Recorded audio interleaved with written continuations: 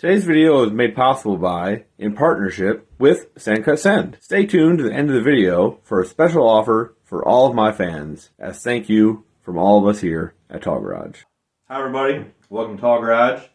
I got a pretty cool video laid out for you guys today. I'm going to show you guys how I made a turbo manifold for an engine that has no aftermarket support for turbo at all. And if I can do it, you can do it with some simple tools and our friends over at Send Cut Send, who have made this video 100% possible. So big shout out to them. So we're gonna turn the camera around. I'm gonna show you guys what I've been working on and how I put it all together and how you can do the same thing. And we're gonna do a cost breakdown at the end. So let's get right to it. Okay, all right. So the engine in question is there we go. Is a 2.5 liter Iron Duke inline 4-cylinder from S10s and Fieros and other stuff. I never had turbo. Never came with turbo. No one ever made a turbo manifold as far as I know. So I had to make my own. And I used this program here. Yeah, I gotta let myself know. This program here. I made this. This is made out of wood. This too cost like 12 bucks to get cut and shipped to me. But this was a lot cheaper than getting the first one made out of metal. And this gave me all the measurements that I got off of the exhaust gasket to give me an idea of where all the bolt holes and the ports need to be. But this wasn't very close, actually. It was way off, especially the two center holes. So after I marked out all of my revision measurements on it, I made a new one. This time I made this one out of metal, just real thin. And this one was real close.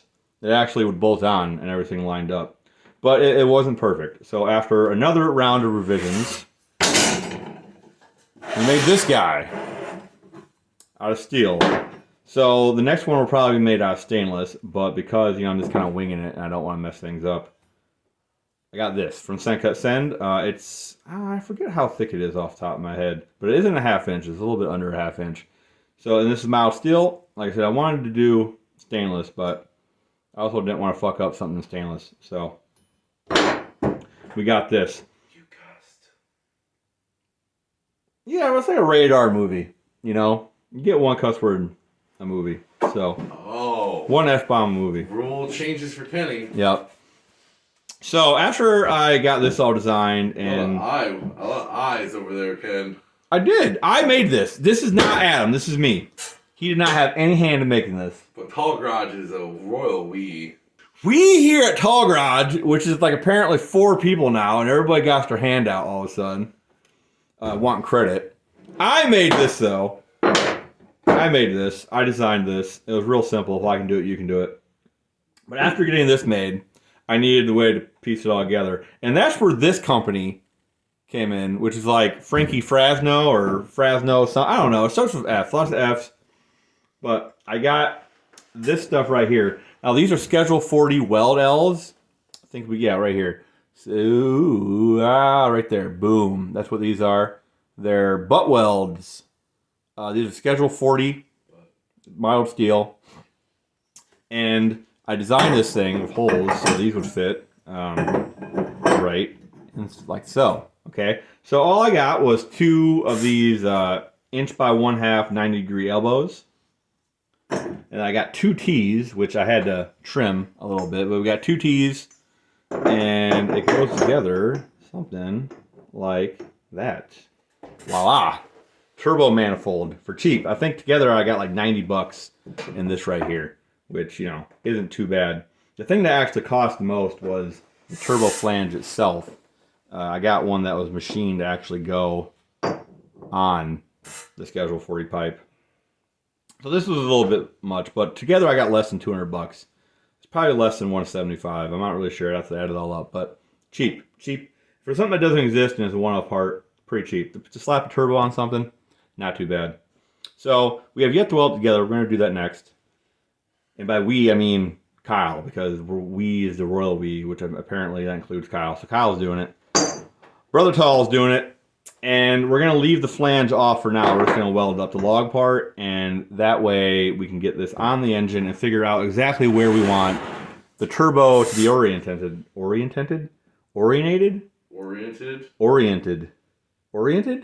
Yeah, that sounds right. So anyway, we got turbo, so we can put it exactly where we want it oriented at. And then we'll put the flange on, get her kind of where we want it, weld it, and then I'll have my machine shop buddy go through here with an end mill and punch the hole out. And then that's it. This turbo that we picked for this job, I believe this is rated for 400 horsepower. So it actually might be a bit big for what we're doing. We might go to a smaller turbo in the future, but we picked this one rated for 400 horsepower. That's like 4 times what this Iron Duke over here makes. And it has a built-in wastegate, so that's cool. We don't got to plumb one into our manifold. So that's nice. But I think this would be pretty nice for this little engine.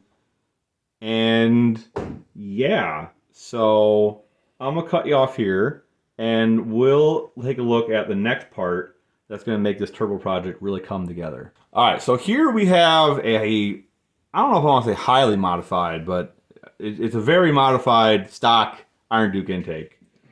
So we have multi-port injector bungs welded in by yours truly, so they look pretty bad. But first time welding, you know, I think it came out pretty good. But we got the injector bungs welded in. We have our piece of fuel rail, which we have to put the ports in the bottom of it to actually go on the injectors. We bought the bit to do that. So, you know, if anybody needs any custom fuel rails, hit me up. And then we put on an LS throttle body, which is much bigger than the stock one, that's for sure. I think this came with a throttle body unit. And when I got this intake, someone had already hacked it up. So originally, there is a large step here, and that was already cut off for the throttle body injection. So I just kind of like kept cutting on it, and I got an adapter. This is a 4-bolt to a 3-bolt LS throttle body adapter. I want to say it was like 15 bucks on eBay. So we got that, and we welded it on after a little bit of machining, and we still have to clean some of the welds up. We have to clean up in here too, because when we were machining out the opening, we kind of broke through on the bottom here. That's why that big hunk's there. So I got to clean that up a little bit with sanding rolls, and we got to surface this to get it flat because some of the weld is up on the side of it. And the throttle body doesn't want to sit down on it. But having said that, it sits on here pretty nicely. Now this is a drive-by-wire unit, which I don't know if we're going to be using a drive-by-wire one. We might do a throttle cable, but I like the idea of using drive-by-wire. So we might be playing around with that. But yeah, this is the intake we're going to be using. It's not obviously very performance oriented. Like the ports aren't very big, but then again, the ports on the head aren't very big. And it's a stock head still. We haven't got around to modifying the Super Duty head that I showed you guys in the last Iron Duke video. So more to come on this. Like I need to get longer studs, or I need to modify the base plate of the throttle body so I can actually get fasteners on here. So that is where we are on the intake. Now, I guess we need to also talk about the ignition a little bit, so I can show you where I'm at on that, which isn't very far, but, you know, for completion's sake, to let you know how the project's going, I'll go ahead and show you that.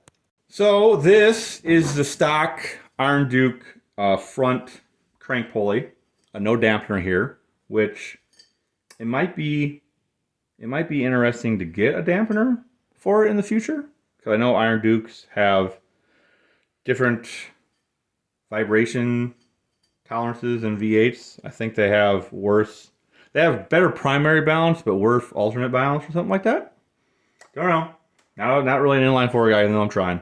But this is the pulley. So we're going to kind of treat this just like we did the Ford 300 when it came to putting a trigger wheel on it. So I have this trigger wheel here. This is an LS trigger wheel. And I did a video all about these wheels and how they work. If I remember right, this hole right here should be your number 1 at top dead center. Your sensor should be pointing at that hole. So anywho, I got this marked front. So the plan is to mount this trigger wheel to this pulley. Now, there's a couple different ways I could do this. I could get a new wheel made that has a smaller inner diameter, and then we can get a simple hub adapter made, maybe.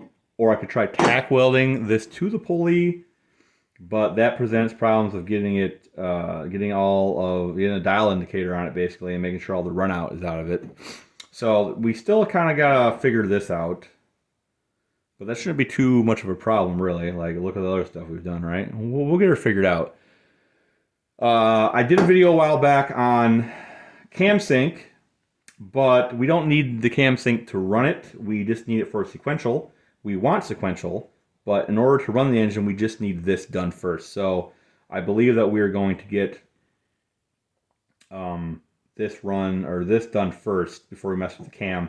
And as I said in that previous video, you technically don't even need cam sync to run batch fire or to run sequential injection on an LS ECU, which is what we're going to be using on the 4-cylinder. Stay tuned for that. How to run a 4-cylinder with an LS ECU. Cheapest option out there, fellas. Definitely want to stay tuned for that.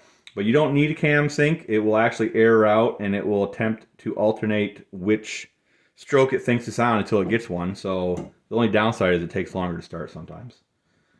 So we're going to do that and hopefully have this thing running. I have a vehicle to put it in, so which I haven't really showed on the channel.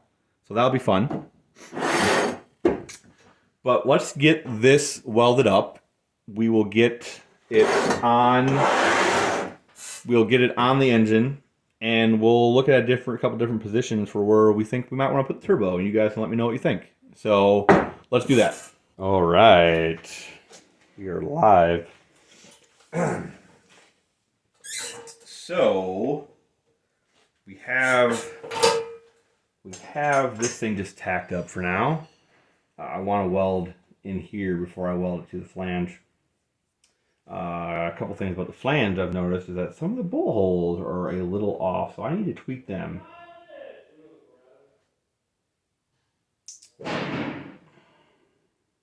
Everybody's making so much noise. But I need to tweak them holes a little bit, so we'll do that in the next revision. I'm pretty sure this side is the bottom side, so I have to make sure I move them the right way. Anyway, we got this tacked together for now, just to kind of get a good visual, just to get a visual representation of where the turbo is going to go. So see. I think right about here, so it clears this pulley, probably be good. I don't want to put it up too high, then it'll be kind of higher than the engine. But I think the sweet spot is right about here. We could also tuck it in real close to the bottom of the engine, but then again, this pulley's right in the way. So I'm thinking right here is kind of the sweet spot. So that's probably where we'll end up putting it. Alright, so I promised everybody that waited till the end of the video that there's going to be a surprise here. And here it is. I have partnered with Send Cut Send. So if you follow the link here, I'll also put it down in the description. You guys can get 15% off your first order from Send Cut Send. So huge shout out to Send Cut Send for helping out the channel and helping out you guys save money on your projects. Make sure you join the Facebook page, link here, which will also be down in the description, to show me what you guys are making with this great offer for Send Cut Send. If you guys have any questions about the Iron Duke build, make sure to leave a comment about that. Let me know what you think, any ideas you have on how I can improve it. And we'll be back real soon with a follow-up video and hopefully getting this thing running, and we'll talk about what car we're going to put it in. So, till next time, guys, this is Tall Garage, and I'll catch y'all later.